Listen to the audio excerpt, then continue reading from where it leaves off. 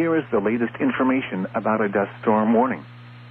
The National Weather Service in Goodland has issued a dust storm warning for eastern Thomas County in northwestern Kansas, northeastern Logan County, Sheridan County in northwestern Kansas, northern Gove County, southwestern Graham County in northwestern Kansas, until 10 p.m. Central Daylight Time. At 9:07 p.m. Central Daylight Time, a wall of dust was along a line extending from near Jem to 7 miles northeast of Russell Springs, moving east at 50 miles per hour.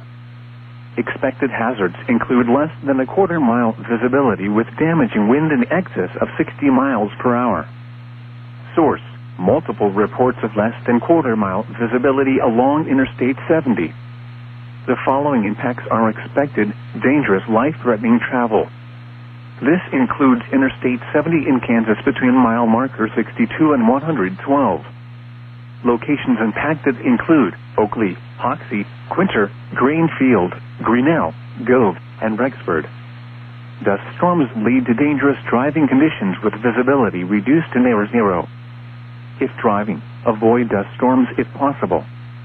If caught in one, pull off the road, turn off your lights, and keep your foot off the brake.